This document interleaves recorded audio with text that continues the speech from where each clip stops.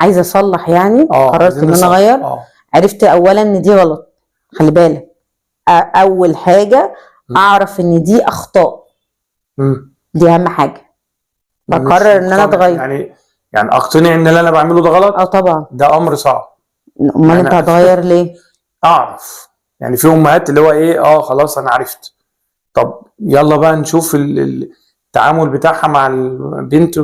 والله انا عارفه اللي انا بعمله غلط بس مش عارفه اعمل ايه. عشان هي ما سعتش، عشان ما دورتش. المعرفه بس. ايوه، وبعد المعرفه هو انا يوم القيامه هتسأل عن المعرفه ولا عن السعي؟ عن السعي، دي اهم حاجه. لان المعرفه بتؤدي الى السعي. ما هو انا لو ما عرفتش مش هدور وهتسأل. يعني انا يعني امتى بنتحاسب؟ امتى البني ادم بيبدا يتحاسب على فعل معين، اسم معين، معصيه معينه؟ لما يعرف انها حرام. طب لو انا مش عارف، ده لو انت مثلا عايش في كوكب لوحدك ساعتها مش هتتحاسب. انما لو انا عرفت قرات، دايما بنقول للامهات كده، مجرد ما عرفتي المعلومه خلاص كده اتدبستي وبدات تتحاسبي على ان ده ما نفذتهوش مع اولادك. طب لو انت مش عارفه بتبحثي وبتعرفي. لان احنا دلوقتي في عالم اصلا هنتسال على انت تكت زرار كده بتعرف كل حاجه انت عايز تعرفها. يعني يبقى اول حاجه اعرف اللي انا بعمله ده غلط. بالظبط، تعترف مع نفسك ان ده غلط عشان ما ترجعش تكرره. دي مرحله صعبه. دي اول مرحله ودي اهم مرحله. أكيد. رقم 2 بقى تعتذر لاولادك، ودي اصعب. لو انت كأم او كأب اتعودت ان انت صوتك عالي، ان انت بتزعق، ان انت بتضرب، فانت شايف ان السلطه الكبيره عندك، فازاي ان انا اقعد معاهم واعتذر لهم؟ لان احنا قايلين التغيير مش سهل، التغيير محتاج، والتغيير ممتع بس مش سهل، محتاج خطوات. فرقم 1 تعترف انك غلطان. رقم 2 تقعد مع اولادك وتعترف انك غلط. تقول ايه؟ ان انا ما كنتش اعرف ده، او بدات اعرفه، ما كنتش اعرف حاجه عن التربيه مثلا، ما كنتش اعرف عن النقطه الفلانيه لو انا بقارنك بحد، او لو انا بضرب او وده ان شاء الله هيقف وهتساعدوني في ده. انا هنا عملت ضمير متكلم ماشي معايا في حياتي. حلو. بقى هيحاسبني قبل ما انا احاسب نفسي. خلاص، بعدها بنحط بقى السلوكيات الصح اللي احنا المفروض نمشي عليها. لا تعالي بقى، ما هو انت بتتكلمي في نقطتين 2 اصعب من بعض. يعني اعترف ان انا غلط، ماشي، هعترف جوايا اللي انا بعمله غلط، تمام. انما ان انا اعترف ايوه، هو اصلا اعترافك ان هو غلط ده داخلي، يعني مع نفسي. داخلي يعني ايه؟ مع نفسي بقى. ممكن ابدا تغير. طب انا ممكن اغير من غير ما اعتذر. يعني ممكن العيال يلاحظوا تغيير مني، تمام، عن شيء معين، مثلا الزعيق، مثلا عن العصبيه.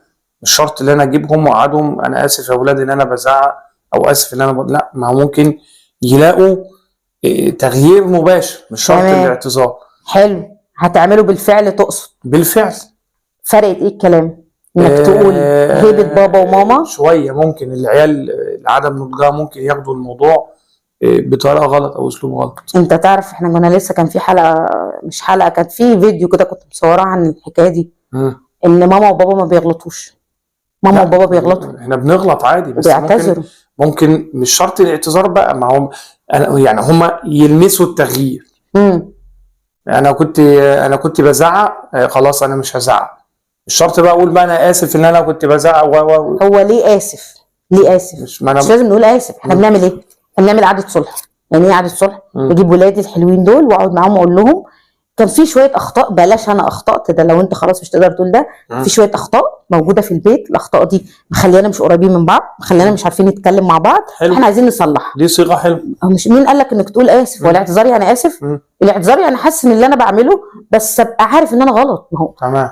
انا لو مش عارف ان انا غلط، وقت ما هيحصل حاجه تاني هقول ايه؟ بص، ايه اللي بيخليني اقول ان انا الغلط؟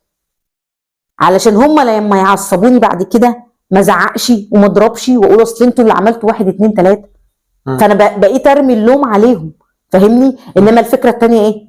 ان انتوا انا بزعق عشان انا عصبيه، عشان انا متضايقه دلوقتي، عشان 1 2 3. فتلاقي التصرف بتاعهم اختلف وتصرفي انا اختلف. انما لو انا ماشيه طول الخط كده عماله اقول ايه؟ انتوا اللي بتعملوا كذا، فانتوا اللي عصبتوني، انا كده مش معترف ان انا غلطان. اكيد. انا ما عنديش مشكله في شكل الاعتذار عامل ازاي. احنا بنعلم الام اصلا تعمل ايه؟ حاجه حلوه، كيكايه مثلا، وتقعد في البيت رز بلبن، اي حاجه حلوه كده لذيذه، وتجمع ولادها وتقعد تتكلم معاهم. انا اتعلمت 1 2 3، وان كان في بيحصل بينا 1 2 3 هنوقفه. ما هو ايه اللي هيخلي يكون في ضمير متكلم اللي انا بقول لك عليه في البيت؟ ضميرك كده يبقى شغال في البيت، عيالي كده ماشيين وراكي ده غلط ده غلط ده غلط. من ده، من اعترافك ان كان في حاجه غلط اصلا. خلاص ماشي. سيبك بقى من الصيغه عامله ازاي، سيبك من ان انا اسف مش اسف، مش هتفرق. الفكره ان انا ابقى عارف ان انا بعمل حاجه غلط ثم اصلحها معاهم. بس تمام. هم مدركين الحركه دي ان انا بصلح حاجه عشان هم يساعدوني كمان. يبقى اول حاجه اعترف ان انا غلطان. حاجه الاعتذار بقى بايا كانت الصيغه والطريقه. ثالث حاجه انفذ بقى. اعمل بقى قواعد في البيت، اعمل بقى وقت مستقطع، اعمل بقى حاجات كتير قوي في البيت.